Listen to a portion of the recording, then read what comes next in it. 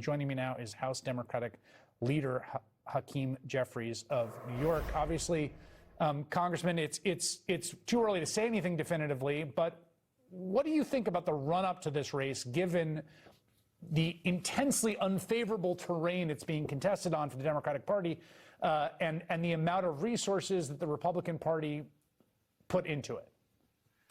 Well, good evening, Chris. Great to be with you. And I think intensely unfavorable terrain would be a very generous description of the hostility that the Democratic candidate faces deep in Trump country, in the heart of Tennessee, right? A very red part of America, with Republicans, as you've pointed out, having spent millions of dollars to hold on to a seat that Donald Trump just won by 22 points. So the fact that this is even a close race, potentially a single-digit race, whatever the outcome, in and of itself is extraordinary and reinforces the point that Republicans are on the run because they've been complete and total failures, and the American people know it.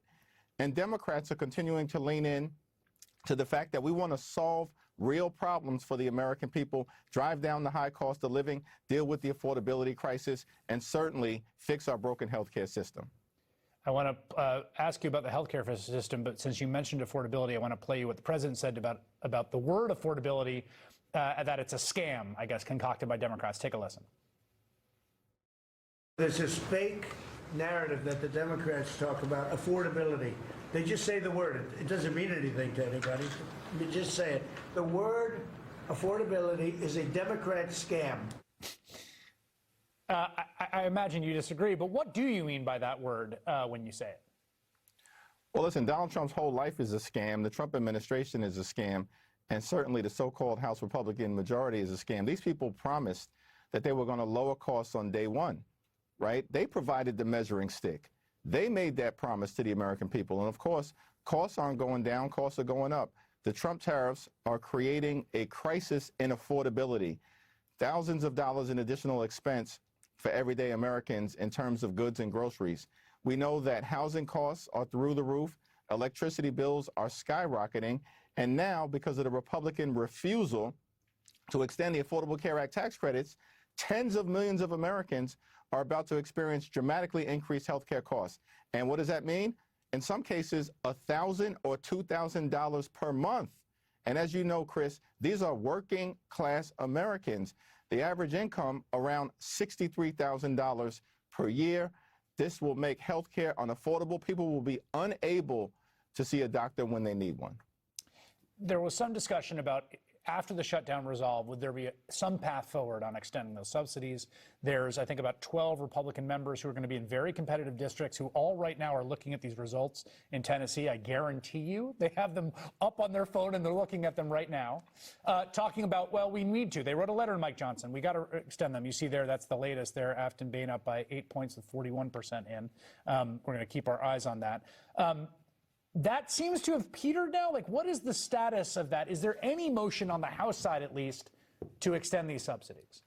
Well, on the House side, of course, House Democrats have introduced a discharge petition. We now have 213 signatures, which basically means we just need a handful of these House Republicans, these so-called moderate Republicans, who spent months claiming that as soon as the Trump shutdown ended, they were prepared to work together with us to extend the Affordable Care Act tax credits, but we've heard nothing from them over the last several weeks. And it appears that they just talked to talk, but are unwilling to walk the walk.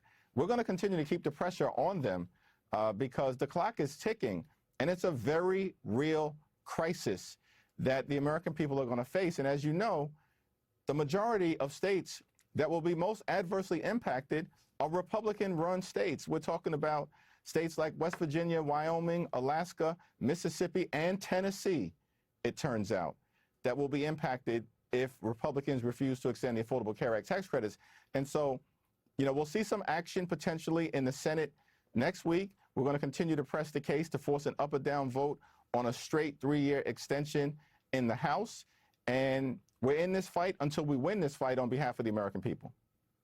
I want to ask you about the story we were covering in the earlier blocks, the reporting about that second strike on the survivors of an initial strike of a boat in the Caribbean. What do you want to see? The Senate has talked about conducting oversight, including Roger Wicker, who's the chair of Armed Services there. There's been a few Republican House members who've expressed their misgivings or concerns. What do you think should be happening in the House?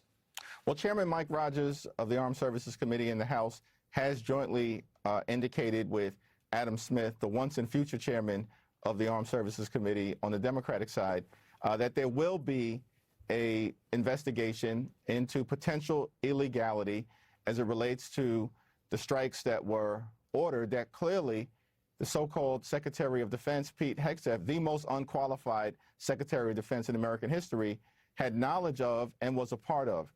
And that investigation is going to reveal some interesting things. It's clear that Donald Trump and Hegseth are trying to throw the admiral under the bus. And, you know, we're not going to allow them to get away from that.